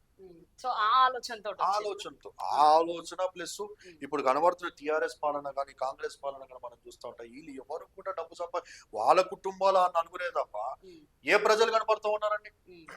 తండ్రి వస్తే తండ్రితో పాటు కొడుకు వస్తే నెక్స్ట్ మనవాడు. కొత్త వాళ్ళకి అవకాశం లేదా? కొత్త వారు పరిపాలించొద్దా? వారి యొక్క న్యూ థాట్స్ వారు పెట్టకూడదా? వీళ్ళు డబ్బు సంపాదించుకున్న పనిలో ఉన్నారు కానీ ప్రజలకు మేలు చేసే పని ఎక్కడ కనబడతలేదు. ఇది నన్ను మేలుకొల్పింది కాబట్టి నేను రాజకీయాలు ఆలోచించాను. రఘుముద్రి పీటర్ నాయుడు కూడా డబ్బులు సంపాదించడానికి రాజకీయంలోకి వచ్చారంటే మీరు ఏమంటారు? ఎట్లా సంపాదిస్తారని నాకు తెలియదు రాజకీయాలకు వస్తే. ఇప్పుడు రేవంత్ రెడ్డి గారు చెప్పిండ్రు, కేసీఆర్ గురించి చెప్పిర్రు. రేవంత్ రెడ్డి గారు సంపాదించిన డబ్బు మీరెందుకు సంపాదించరు? అన్యాయంగా సంపాదిస్తున్నారు కదా, నేను సంపాదించలేను. డబ్బులు కావాలంటే అదే మీరు చేస్తారేమో. నాకంటూ కొన్ని ఎథిక్స్ ఉన్నాయి. నేను అందులో మళ్ళీ నేను ఒక క్రిస్టియన్. నేను క్రిస్టియన్ అన్నప్పుడు నాకు కొన్ని టీచింగ్స్ ఉన్నాయి, నాకంటూ కొన్ని ఎథిక్స్ ఉన్నాయి, మోరల్స్ ఉన్నాయి. అంటే క్రిస్టియన్స్ తప్పు చేయరంట. 100% బైబిల్ ని నమ్మిన ఏ వ్యక్తి కూడా తప్పు చేయరు, బైబిల్ అంగీకరించారు. సో నాకు ఆ ఎథిక్స్ ఉన్నాయి. సో నేను యాజ్ ఎ బైబిల్ ఫాలోవర్ గా నాకున్న ఎథిక్స్ కి, నాకున్న మోరల్స్ కి ఈ అన్యాయము, అక్రమము లేకుంటే ఈ ఏమంటారు డబ్బులు లంచాలు ఇచ్చే ఇవన్నిటిని నాలాంటి మంచి వ్యక్తి రాజకీయాలకు వస్తే దీన్ని 100% కంట్రోల్ చేయాలి. ఎక్కడో సినిమాల్లో చూసాం భరత్ అని నేను, లేకుంటే ఇంకా కొన్ని జై భీమ్ సినిమాలో ఇట్లాంటివి కొన్ని మంచి మూవీస్, డాక్యుమెంటరీ మూవీస్ మనం చూస్తూ ఉంటే ఒక రాజకీయ నాయకుడు ఎలా ఉండాలి, ఎలా ఉంటే దేశం ఎట్లా ఉంటుంది అనేది క్లియర్ గా మనం చూస్తాం. అవి సినిమాలు కదా సార్, సినిమాల వట్టికే. ఒకవేళ మీరైనా సినిమాల వట్టికి అది పరిమితమా? ఒకవేళ మీరు ఎమ్మెల్యేగా గానీ సీఎం గా గానీ గెలిచిర్రు అనుకోండి, నిజంగానే ఆ సినిమాలలో చూపించినట్టు మీరు చేస్తారా? ఒక సీఎం ప్రజల కావాలి, అలా జరుగుతున్న మనం ప్రజలకు మేలు చేయగలుగుతాం. అలాగా ఉంటేనే దేశాన్ని మనం డెవలప్. ఇప్పుడు అర్థం చేసుకోవడం కంటే అమెరికా దేశం ఉంది, ఆస్ట్రేలియా దేశం ఉంది, ఇంగ్లాండ్ దేశం ఉంది, బయట అనేక చైనా ఉంది. ఇవన్నీ దేశాలు వీళ్ళ ఎకనామీ కానీ వీళ్ళ యొక్క దేశము అభివృద్ధి చెందటానికి ప్రథమ రీజన్ ఏమనుకుంటారు మీరు? ఏమై ఉండొచ్చు రీజన్? యూనిటీ. ఇండియాలో ఉన్న ప్రతి వ్యక్తి కూడా అండి వారు తలక ఎటువైపు చూస్తారంటే అమెరికా వైపే అంటారు. అగ్రదేశమైన అమెరికా వైపు చూస్తారు. అక్కడ పోయి ఉండాలి, అక్కడ పోయి సెటిల్ అవ్వాలని చెప్పి అనుకుంటారు. ఎందుకు? ఆ దేశం ఎందుకు అభివృద్ధి చెందింది? అక్కడ ఒక ట్రాన్స్పరెన్సీ ఉంది, అక్కడ కొన్ని ఎథిక్స్ ఉన్నాయి, అక్కడ కొన్ని మోరల్స్ ఉన్నాయి. నో లై, యువర్ లైయింగ్ అని చెప్పి అంటారు. లైస్ ఈజ్ అక్కడ చాలా పెద్ద, అంటే అంత చిన్న అబద్ధాన్ని కూడా వారు చాలా పెద్ద సీరియస్ కన్సర్న్ గా తీసుకుంటారు. అలాంటిది మన దేశంలో ఎప్పుడు వస్తుంది? అలాంటి ఎథిక్స్, మోరల్స్ అంత జెన్యూనిటీ ఉన్న వ్యక్తి నిలబడితే తప్ప నీ దేశం ముందుకు పోదు అంట నేను. లేదా ఈ కులం మీదనే కదా అంబేద్కర్ గారు ఏమన్నా అంటే డిమాలిష్ దిస్ బ్లడీ క్యాస్టిజం అని చెప్పంటారు. ఈ కులం అనేది ఎప్పుడు పోతుంది? కులం అనేది పోయినప్పుడే, మతం అనేది పోయినప్పుడే దేశం అనేది అభివృద్ధి చెందుతుంది. ఇప్పుడున్న నాయకుల్లో ఇలాంటి ఎథిక్స్, మోరల్స్, ఇలాంటి ఐడియాలజీ ఉన్న వ్యక్తి ఎవరు కూడా కనపడలేదు. ఒక అంబేద్కర్ గారి సిద్ధాంతం కలిగిన పార్టీ మాలాంటి వ్యక్తులు తప్ప దేశాన్ని, రాష్ట్రాన్ని ఎవరు కూడా బాగు చేయలేదు. నెక్స్ట్ ఇప్పుడు మీ పార్టీ కాంగ్రెస్ గానీ, బీఆర్ఎస్ గానీ, బీజేపీకి గానీ దేనికైనా గట్టి పోటీ ఇస్తుందని నమ్మొచ్చా? లేదంటే మీ పార్టీ కూడా డబ్బులకు అమ్ముడు పోయే పార్టీనేనా? 100% డబ్బులకు అమ్ముడు పోయేది ఏముండదు. 100% వచ్చే ఎలక్షన్ 2-3 years లో ఖచ్చితంగా బరిలో ఆర్బీఐ పార్టీ ఉంటుంది. ఆర్బీఐ పార్టీ కూడా అంబేద్కర్ అడ్డం పెట్టుకొని డబ్బులు సంపాదించడానికో లేకపోతే ప్రజల పేరు అంబేద్కరిస్టులం మేము అని ఇట్లా అడ్డం పెట్టుకొని ఈ పార్టీ ఇంకొక పార్టీకి అమ్ముడు పోతుంది డబ్బులకి అంటే మీరు ఏమంటారు? సుమారుగా 70 సంవత్సరాల నుంచి ఉందండి పార్టీ, కొత్తగా వచ్చిన పార్టీ కాదు. This is a national party, 70 years old party. అట్లాంటి 70 years లో ఎక్కడో అమ్ముడుపోవాలి కదా. ఈ 70 years ఎప్పుడో 70 సంవత్సరాల నుండి ఒక్క దగ్గర కూడా ఎందుకు గెలవలేకపోతుంది అసలు? బహుజన పార్టీ అంటారు, మైనారిటీస్ కి అందరికి సపోర్ట్ చేస్తారు. మణిపూర్ సమ్వేర్ అండి, స్టేట్ తెలియదు. వి హావ్ 2 MLAs వాళ్ళకి గెలిచింది అక్కడ. ఇక్కడ ఏంది తెలంగాణ, ఆంధ్ర మనం చూస్తా ఉంటే ఇక్కడ అంతా క్యాస్టిజం. ఆంధ్ర పోతేమో కమ్మా కాపు నడుస్తూ ఉంటుంది, ఇక్కడికి వస్తేమో రెడ్డి వస్తూ రావు నడుస్తూ ఉంటుంది. దళితులకి, మైనారిటీస్ కి ఎక్కడ ఉంది? ఫర్ ఎగ్జాంపుల్ ఇంకో మాట నేను ఏమంటాను అంటే రాజశేఖర రెడ్డి గారు ఉన్నప్పుడు ఈజ్ మైనారిటీ కదా. ఒక మైనారిటీ పరిపాలించినప్పుడు ఆయన తెచ్చిన సంక్షేమ పథకాలు ఏవైతున్నాయో అవి అద్భుతం అని చెప్పొచ్చు. తెలంగాణ ప్రభుత్వం లేదా ఉమ్మడి ఆంధ్ర ఉరుకులు తీయలేదా, పరుగులు తీయలేదా? ప్రతి ప్రజల గుండెల్లో రాజశేఖర్ రెడ్డి గారు, ఈవెన్ నా గుండెల్లో కూడా రాజశేఖర్ రెడ్డి గారు అనే ఒక వ్యక్తి చిరస్థాయిగా నిలిచిపోయాడా లేడా? ఎందుకు? Because he got some ethics, because he got some morals అని అంటారు. సో ఖచ్చితంగా ఈసారి మళ్ళీ మాలాంటి వ్యక్తులకు అవకాశం ఇస్తే 110% తెలంగాణని మరొక చైనా దేశంతో పోటీ పడేటట్టు చేస్తుంది. ఇప్పుడు Raghumudri Peter Naidu RPI party నుండి ఇంత మాట్లాడుతున్నారు కదా, రేపు మీకు ఏదైనా పార్టీ ఫండ్ వచ్చి వేరే పార్టీలో మీకు టికెట్ వస్తే ఈ పార్టీని వదిలేసి వెళ్ళారని ఏం గ్యారెంటీ? నేను ఆల్మోస్ట్ జాయిన్ అయ్యి 3 to 4 years అయిందండి. 3 to 4 years జర్నీలో నాకు ఎన్నో ఆఫర్స్ వచ్చాయి. ఇప్పుడు కూడా నాకు కాల్స్ వస్తూనే ఉన్నాయి. అటు కాంగ్రెస్ నుంచి కాల్స్ వస్తున్నాయి, టిఆర్ఎస్ నుంచి కాల్స్ వస్తున్నాయి. నేను ఆల్రెడీ టిఆర్ఎస్ లో ఉండి అందులోకి వెళ్ళి అక్కడ నచ్చక నేను బయటకు వచ్చిన వ్యక్తిని. బయటికి వచ్చి అంబేద్కర్ గారి సిద్ధాంతం అంటే నాకు ఇష్టం కాబట్టి ఇంట్లో ఉన్న మోరల్స్, ఎథిక్స్ ఏవైతే ఉన్నాయో, ఐడియాలజీ, ఇది మాత్రమే దేశానికి శరణము. మనువాదం నుంచి రక్షించగలిగిన వ్యక్తి ఎవరైనా ఉన్నారు అంటే అంబేద్కర్ గారే. ఈ మనువాదాన్ని మనం తొక్కివేయాలంటే మనువాద ఐడియాలజీ కలిగిన రెడ్డి కులస్తులు కానీ, మనువాద ఐడియాలజీ కలిగిన అగ్రకులమైన కేసీఆర్, రావు, వెలమల పార్టీలో మనం ఉంటే మనం ఎప్పుడు అణచివేతకి గురవుతామో తప్ప మనం ఎప్పుడు ప్రజలకు న్యాయం చేయలేము అని. కాబట్టి ఈ పార్టీలో జాయిన్ అవుతుంది. అంటే ఈ పార్టీలో జెన్యూనిటీ ఉందంటారా? 100%. నెక్స్ట్ మేము చూడొచ్చా ఏ పార్టీలకు అమ్ముడు పోదు ఈ పార్టీ అన్నట్టు చూస్తారు కదా. ఒకవేళ రఘుముద్రి పీటర్ నాయుడు అమ్ముడు పోతే, ఒకవేళ అమ్ముడు పోతే పోయేదంటే ఈ పార్టీకి మీ ముందు కూర్చున్నట్టు కాదు. ఈసారి ఇక్కడ వేరే కండు వేసుకుని కూర్చున్నాడు. అయితే నెక్స్ట్ ఇంకా మేము వేరే కండువ చూడమా మీ మెడలో? చూడండి. మళ్ళీ బీజేపీకి ఎందుకు మీరు వెళ్ళిండ్రు? కొన్ని మేము స్టేటస్లు, ఫొటోస్లు అవి చూస్తే ఈయన ఒక పాస్టరా లేకపోతే ఈయన ఒక క్రైస్తవుడా, ఆర్ఎస్ఎస్ కి ఇన్నర్ గా సపోర్ట్ చేస్తున్నాడు, ఆర్పిఐ పార్టీని అడ్డం పెట్టుకొని బీజేపీ కండువలు కప్పుకున్నారు, ఇట్లా కొన్ని మేము మాటలు విన్నాము. సో అవి అపోహలు అంటారా, నిజాలే అంటారా? అయితే బీజేపీలో నేను జాయిన్ అవడం వాస్తవం.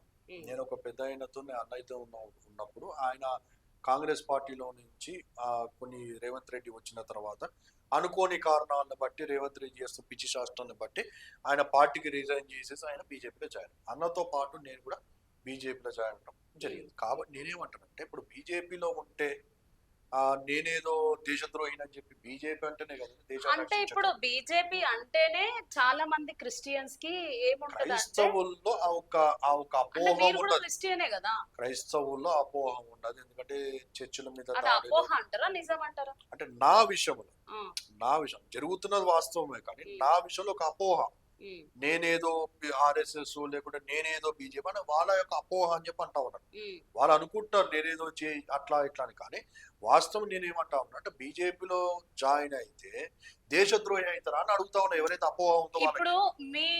మీ కమ్యూనిటీ గురించి ఆలోచిస్తే బీజేపీ అంటే ఒక కాషాయం కప్పుకున్న పార్టీ కదా సార్ అది. అలాంటప్పుడు మీరు క్రిస్టియన్ లో ఉంటూ బీజేపీలోకి వెళ్ళాలనే ఆలోచన మీకు ఎందుకు వచ్చింది, ఎందుకు వెళ్ళిండ్రు? అంటే నేను బిహైండ్ ద లైన్ వెళ్ళి మార్జిన్ లైన్ ఆలోచన చేస్తానండి. ఇప్పుడు అర్థం చేసుకుంటే నారో మైండ్ అంటారు, బ్రాడ్ మైండ్ అంటారు. నేను బ్రాడ్ మైండ్ గా ఆలోచన చేస్తాను. నారో మైండ్ గా ఆలోచన చేసే వాళ్ళకి అలాగే ఉంటుంది. నేను బ్రాడ్ మైండ్ గా ఆలోచన చేశాను కాబట్టి స్టెప్ తీసుకున్నాను. ఎట్లా బ్రాడ్ మైండ్ గా ఆలోచన చేశానంటే కషాయం రంగు నేను వేసుకోవడం బట్టి నా యొక్క ఆత్మీయతను లేకుంటే నా యొక్క పరిశుద్ధతను లేకుంటే నా బైబిల్ చెప్పిన సిద్ధాంతం ప్రకారంగా నేను పరలోకానికి పోనను. ఇక్కడ నా బైబిల్లో లేదు కదా. ఇంకా గట్టిగా మాట్లాడితే అంటే నా బైబిల్ ప్రకారం ఇంటర్నల్ దాని సబ్జెక్ట్ మనకు అవసరం లేదు. కానీ యాజ్ జస్ట్ క్వశ్చన్ కషాయం రంగు కూడా సృష్టించింది నా దేవుడేగా. నా దేవుడి సృష్టి కదండి అది. నా దేవుడి సృష్టి నేను వేసుకున్నాను, దానిలో తప్పేముంది అంటాను. అయితే ఇప్పుడు విగ్రహాలు గాని ఇంకేదైనా గాని దేవుడే సృష్టించిండు. మీరు చెప్పిన విగ్రహాన్ని దేవుడు సృష్టించలేదు. నొక్కుతారా మీరు? సృష్టించలేదు, మనుషులు తయారు చేసింది అంటారు. ఇప్పుడు కూడా మనమే తయారు చేసుకుంటా ఉంటాం. సరే, దేవుడు ఇప్పుడు మీరు బీజేపీలోకి వెళ్ళారు కదా సార్, వాళ్ళు జై శ్రీరామ్ అనమంటారు, మీరు అంటారా? నేను అననండి. ఎందుకు అనరు? అనను. కాషాయం కండువ కప్పుకున్న మీరు పార్టీ ప్రకారంగా వెళ్ళాను కానీ మత ప్రకారంగా వెళ్ళాను. వాళ్ళ మతాన్ని వాళ్ళు ఐ రెస్పెక్ట్ దెమ్. నా మిత్రులు ఉన్నారు కూడా, వాళ్ళు నాకు ప్రైజ్ ద లార్డ్ అన్నప్పుడు నేను కూడా ప్రతి నమస్కారం చేస్తాను. ప్రైజ్ ద లార్డ్ అనే దాంట్లో తెలుగులో మనసు దేవునికి స్తుతి కలుగును కాక అని ఉంది. అందులో ఏ దేవుడి పేరు రాలేదు కదా, దేవుడికి స్తుతి కలుగును కాక అబ్వియస్లీ వారు అంటారు. ఇప్పుడు అక్కడికి వచ్చినప్పుడు దేవుని పేరు వచ్చినప్పుడు నా విశ్వాసాన్ని నేను పాటిస్తాను కానీ వారి విశ్వాసాన్ని వారు పాటించమని చెప్పాను. రెస్పెక్ట్ టేక్ రెస్పెక్ట్ అని చెప్పంటాను. నేను జై భీమ్ అని చెప్పంటాను. జై శ్రీరామ్ అన్నారు అంటే తప్పేంటి? వాళ్ళ విశ్వాసం కదండి. వాళ్ళు వాళ్ళ విశ్వాసాన్ని వాళ్ళు ప్రచురించుకుంటున్నారు. ఆ విశ్వాసంలో నేను లేను కాబట్టి నా విశ్వాసాన్ని నేను ప్రచురించుకుంటాను. దాని తప్పేముంది? దానిలో నువ్వు అఫెండ్ కావడానికి లేదు, నేను అఫెండ్ కావడానికి లేదు. మన సిద్ధాంతం పార్టీలో నువ్వు ఒక మతానికి నేను ఒక మతానికి ఉన్నప్పుడు మనం ఇద్దరం ఈ ప్లాట్ఫామ్ మీద ఎందుకు కలిసామరా అంటే ఈ ప్లాట్ఫామ్ ఏంటి అనేది ఆలోచన అంటారు. ఇట్స్ అ పొలిటికల్ ప్లాట్ఫామ్ అంటారు. పొలిటికల్ గా ప్రజలకి ఏం చేయాలనే ఆలోచన కానీ నా పర్సనల్ దానిలోకి నువ్వు రావద్దు, నీ పర్సనల్ నేను ఐ డోంట్ ఎంకరేజ్. అక్కడ నేను ఆ విషయాలు కూడా నేను మాట్లాడతాను. మన ఎజెండా ఏంటి? మనం బీజేపీలో ఉన్నామంటే ప్రజలకి ఏం చేయగలుగుతాము. యాజ్ అ మైనారిటీగా నేను బీజేపీలో ఉన్నా అంటే నా మైనారిటీ కమ్యూనిటీకి నా వాళ్ళకి నేనేం చేయగలుగుతాను, మోడీ గవర్నమెంట్ నాకు ఏం చేస్తుంది, నాకేమి ఇస్తుంది, నేను సార్ దగ్గరికి వెళ్ళి ప్రైమ్ మినిస్టర్ గారి దగ్గరికి వెళ్ళి నేను వారికి నేనేం వినిపించుకోగలుగుతాను త్రూ ప్రాపర్ ప్రోటోకాల్ అనేదే నా ఆలోచన తప్ప దానికి నేను మోడు బట్టి నేను కూడా సాంబ్యోలాగా తయారైనాను, వీళ్ళ మీద పడ్డాను అనేది ఎక్కడ లేదు. నేను దానిలో ఉంటూ కూడా ఎంతో మందికి నేను సపోర్ట్ చేశాను. అవి వీడియోలు ఉన్నాయి, అవి ఆధారాలు ఉన్నాయి, టెస్ట్ మనీలు ఉన్నాయి. ఇప్పుడు ఈ పార్టీలో ఉంటూ ఆ పార్టీ కోసం కూడా పనిచేస్తున్నారు. కొంతమంది నేనంటే గిట్టని వారు దాన్ని అడ్డం పెట్టుకొని భూతత్వంలో దాన్ని చూపెడుతూ నా మీద నిందలేసి నా యొక్క ఇమేజ్ డ్యామేజ్ చేయాలని చెప్పి కొంతమంది పండిన కుట్రలే. కానీ నా సహాయం తీసుకున్న వాళ్ళు నేను ఇప్పుడు లైన్ లోకి తీసుకోగలుగుతాను. ఎంతో మంది కాంగ్రెస్ వాళ్ళు కూడా నా దగ్గరకు వస్తే అక్కడ మేలు జరగలేదు కానీ నేను బీజేపీలో ఉంటే అక్కడ మేలు చేశాను. సో బీజేపీలో ఉంటూ మేలే జరిగింది కానీ ఎక్కడ కూడా అన్యాయం జరగలేదు.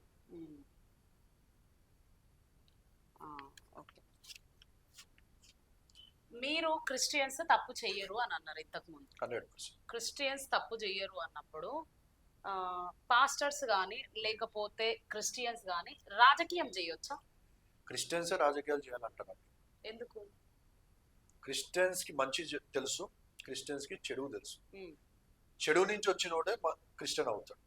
చీకట్లో నుంచి వెలుగులోకి నడిపించబడిన వ్యక్తే పాత మనిషి కొత్తగా మారాడని చెప్పి బైబిల్ ప్రకారంగా. సో తను చెడును విడిచిపెట్టి మంచి వ్యక్తి అయ్యాడు కాబట్టి మంచి తెలిసిన వ్యక్తి రాజకీయాల్లోకి వస్తే మంచిగా చేయగలుగుతాం. నంబర్ 1. అలా పాస్టర్స్ అయిన వారంటే నాలాగా ఉన్న వ్యక్తి రాజకీయాల్లో ఉంటే ఆయన ఇంకా ఎక్కువగా తీర్పు తీర్చాడు.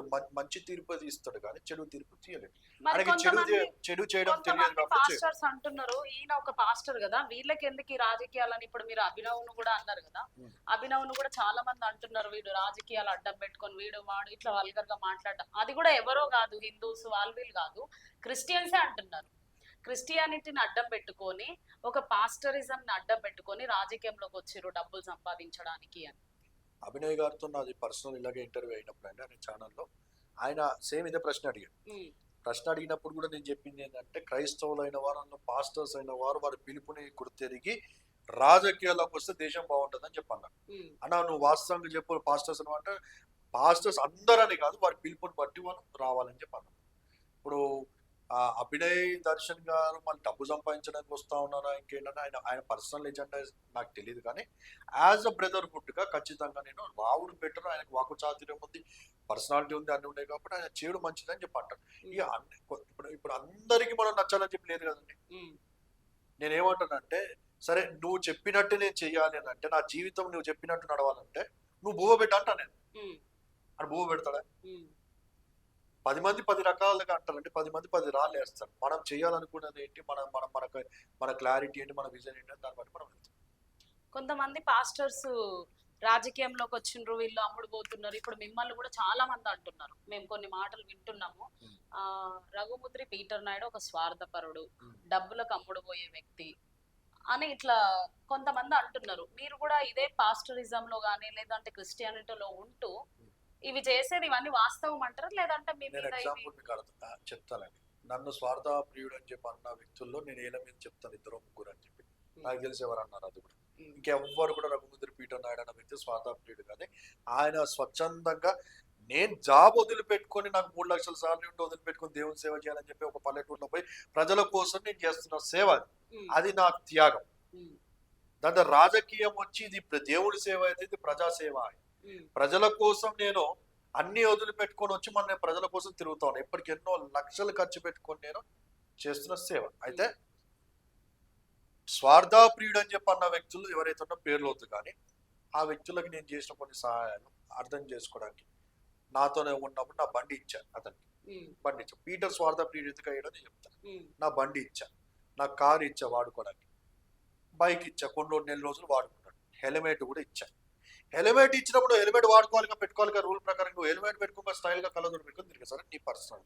నాకు మోగుతా టంగ్ టంగ్ టంగ్ ఏంటది ఫైన్. ఎవరు కడతాడు ఫైన్? బండి ఇచ్చిన వాళ్ళు కట్టాలి. మళ్ళీ నా బండి నేను తీసుకున్నా. ఇప్పుడు పీటర్ స్వార్థప్రియుడు కూడా మీరు చెప్పాలి. ఆయన దృష్టిలో బండి తీసేసుకున్నా, ఆయనకు బండి లేదు, ఆయన దృష్టిలో నేను బండి తీసేసుకున్నా కాబట్టి ఆయన దృష్టిలో స్వార్థప్రియుడు. నా దృష్టిలో ఏంటి, నన్ను నేను కాపాడుకున్నా. ఎవడు కడతాడు? డబ్బులు ఉట్టిగా వస్తాయి. డబ్బులు సీజ్ అయింది అనుకో, బండి నువ్వు ఇస్తావా? నువ్వు 100 రూపాయలు చలాన్ కట్టలు ఉన్నాడు, నా బండి సీజ్ అయింది అనుకో, ఎక్కడో గుద్దేవు, నీకు రెస్పాన్సిబిలిటీ లేదు కదా. నన్ను నేను కాపాడుకున్న వ్యక్తినే కదా. నన్ను నేను కాపాడుకున్నప్పుడే నా అవతల వానికి స్వార్థప్రియుడు అయినా, అది నా తప్ప. సో అందుకనే మీరు స్వార్థపరులుగా అక్కడ ఎంచబడ్డారు. వాళ్ళు వేసిన నిందలు, నా బంగారాన్ని నేను తాకట్టు పెట్టి నేను వాళ్ళ ఇంటి రెంటులు కట్టిన రోజు మర్చిపోతే ఎట్లా అంటాను నేను. నా దగ్గర డబ్బులు తీసుకొని నాకు అవసరం వచ్చినప్పుడు నాకు డబ్బులు ఇవ్వన్నా అంటే నేను స్వార్థప్రియుడా? అరే నా డబ్బులు నాకు. అంటే ఇదంతా ఎందుకు చేసినారు మీరు? ఇది ఫ్రెండ్షిప్ కోసం చేసిరా? నేను ఫ్రెండ్షిప్ కి చాలా వాల్యూ ఇస్తానండి. అంటిల్ అవతల వ్యక్తి తప్పు చేయనంతసేపు, రాంగ్ స్టెప్ అయినంతసేపు నేను వాల్యూ ఇస్తాను. రాంగ్ స్టెప్ వేసిన రోజు నాకు కట్టు. నేను ఇప్పటిదాకా ఆ వ్యక్తిని డబ్బులు కూడా అడగను, నాకు వద్దే వద్దు అనుకున్నాను. దేవుడు నాకు బాగా కృపను బట్టి చల్లగా ఉన్నాడు, దేవుడు దీవిస్తా ఉన్నాడు. మళ్ళీ ఇప్పుడు అలాంటి వ్యక్తులతో మీరు ఫ్రెండ్షిప్ లోనే ఉన్నారా? కట్ చేసి ఒకవేళ ఇప్పుడు ఈ ఇంటర్వ్యూ ద్వారా అలాంటి వ్యక్తులకు మీ మీద నెగిటివ్స్ కొన్ని పోస్టులు అట్లా పెడుతూ ఉంటారు కదా, వాళ్ళకి చెప్పాలి అంటే మీరు ఏం చెప్తారు? చేసుకునివ్వండి. ఇప్పటిదాకా నేను ఎప్పుడే వాళ్ళ జోలికి పోలేదు. వాళ్ళు చేసుకునేది వాళ్ళు చేసుకుంటా ఉన్నారు. పైన దేవుడు ఉన్నాడు, దేవుడు తీర్పు తీస్తాడని చెప్పంటారు. ఫైనల్ గా రఘుముద్రి పీటర్ రాజకీయంలో విన్ అయితే ప్రజలకి ఏం చేయాలనుకుంటున్నారు? వాళ్ళ ఆలోచనలు, వాళ్ళ థాట్స్, మీ ఆలోచనలు, మీ థాట్స్ ఏంటి ప్రజల మీద? అసలు ఇప్పుడు గుమ్మడి నర్సయ్య గారిది అని చెప్పి ఒక మూవీ వస్తా ఉంది ఖమ్మంలో. గుమ్మడి నర్సయ్య గారు నాకు తెలిసి 5 టర్మ్స్ సంథింగ్ ఇప్పుడు కూడా ఆయన సైకిల్ మీద నడుస్తాం. అలాంటి రాజకీయ నాయకులు ఇంకా లేరా అనేది నా బాధ. ఒకవేళ ప్రజలు నాకు అవకాశం ఇస్తే మరొక గుమ్మడి నరసయ్య గారు, మరొక కాంశీరాము, మరొక అంబేద్కర్ గారిని చూస్తారని చెప్పి మాత్రం చెప్పగలుగుతాం. షూర్గా 100%. డబ్బుకు లొంగిపోరా? డబ్బుతో పని లేదండి. రాష్ట్రాన్ని బాగు చేయడం ఇంపార్టెంట్. డబ్బుతో పని రాష్ట్రాన్ని లేదండి. మీరు బాగు చేయాలన్నా మీకు డబ్బులు కావాలి కదా. డబ్బులు వస్తాయి కదా గవర్నమెంట్ లో. మనం ఆల్మోస్ట్ వచ్చినప్పుడు మనకు రావాల్సిన ట్యాక్సులు మనకు వస్తూ ఉంటాయి. మనకు బయట నుంచి పైనుంచి పిఎం నుంచి రావాల్సిన ఫండ్స్ వస్తూ ఉంటాయి. బయట నుంచి లోన్స్ రావాల్సిన గవర్నమెంట్ కి రావాల్సిన వస్తున్నాయి అంటున్నా. నేను అదే అంటున్నా మొదటి నుంచి. వస్తున్నాయి కానీ నువ్వు బయటికి మీడియా ముందుకు వచ్చి నువ్వు చెప్పేది ఏంటి? రావట్లేదు. కేసీఆర్ అప్పుల పాలన చేశాడు, అప్పులు కట్టుకోవడానికి మిత్తిలకి వచ్చినాయని అయిపోతా ఉన్నాయి అని చెప్పి అంటా ఉన్నాం. అది అబద్ధం అని చెప్పి నేను చెప్తాను. దాన్ని మాకు అవకాశం ఇస్తే మేము దాన్ని నిరూపిస్తామని చెప్పి అంటా ఉన్నాం.